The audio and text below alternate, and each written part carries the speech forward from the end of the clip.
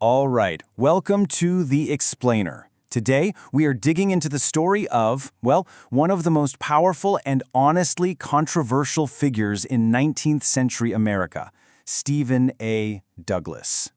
You know, before Abraham Lincoln became, Abraham Lincoln, the legend, his biggest rival was this guy, Stephen Douglas. And for a long time, Douglas was the one dominating the American stage. Seriously, for most of their careers, everyone thought he was the one destined for the presidency, the one who'd have a monumental place in the history books, not Lincoln. So let's get right into it. We're going to explore his bigger-than-life nickname, his signature political idea, those legendary debates he had with Lincoln, and of course, the incredibly complicated legacy he left behind. Okay, so let's start with that famous nickname, the Little Giant. It just perfectly captures the central contradiction of the man himself, doesn't it? I mean, the guy was only 5'4", but his political influence? Absolutely immense. That's how he got that paradoxical nickname, the Little Giant. In a debate, he was a total bulldog. He was a master of political maneuvering, and his ambition and energy, they just seemed boundless.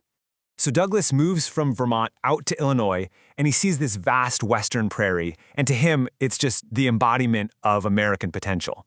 He really saw himself as a champion of the West, and that view shaped his whole political philosophy, this core belief in expansion and democratic self-determination.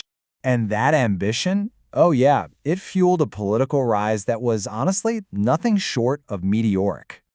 Think about this. In less than 15 years, he went from showing up in Illinois practically broke to being one of the most powerful men in Washington. He just rocketed up the political ladder. I mean, holding positions in all three branches of government before you're even 40? That's just breathtaking speed. So, at the absolute peak of his power, Douglas championed this one big idea. An idea he truly believed could stop the Union from tearing itself apart over slavery. And this wasn't just some passing thought. It was the concept he would stake his entire career on. He called it popular sovereignty. And on the surface, it sounds elegantly simple, right? Super democratic.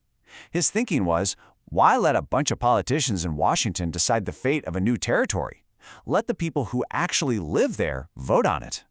Yeah, his argument was pretty straightforward.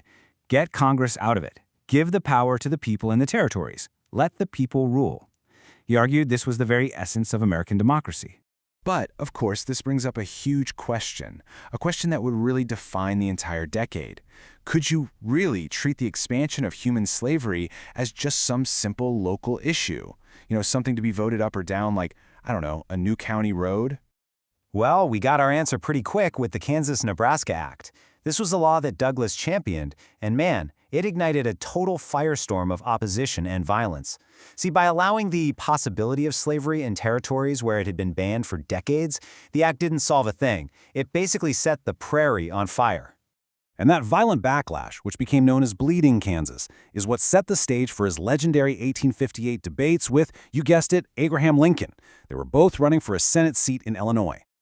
Now, these debates, they weren't just about some Senate seat. No way. This was a battle between two fundamentally different visions for the very soul of America.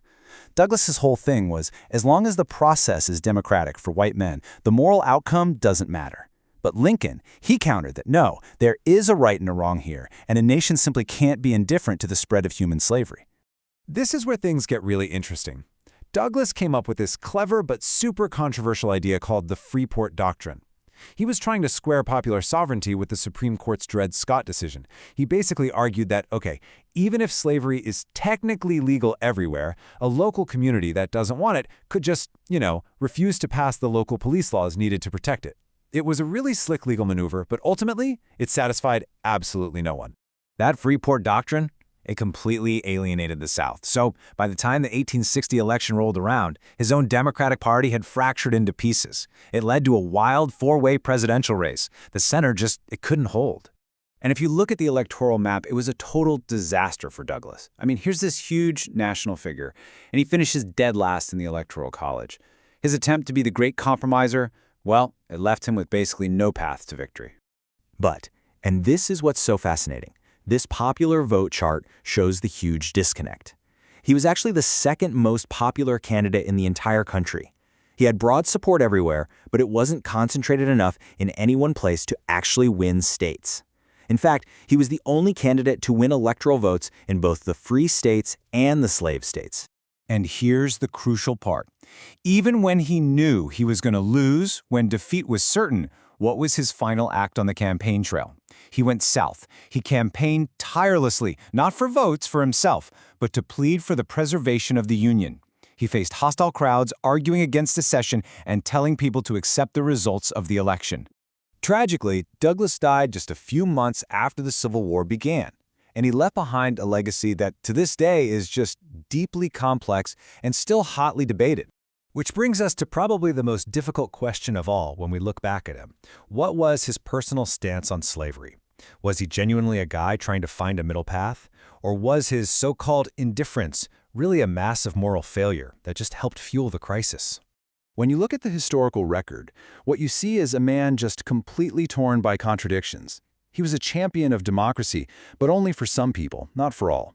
He actually inherited a plantation with over 100 slaves, so he was benefiting financially from the very institution he said should be a matter of local choice. And yet, and this is the biggest yet, when the Union finally did break, who did he throw his full support behind? His old rival, Abraham Lincoln. So, that leaves us with this final, lingering question. How should we remember Stephen Douglas? Was he a Union-saving pragmatist, the last real hope for compromise, who was just undone by the extremism of his time? Or was he a morally blind politician whose compromises and dodges only ended up hastening the war? The answer, just like the little giant himself, remains incredibly complicated.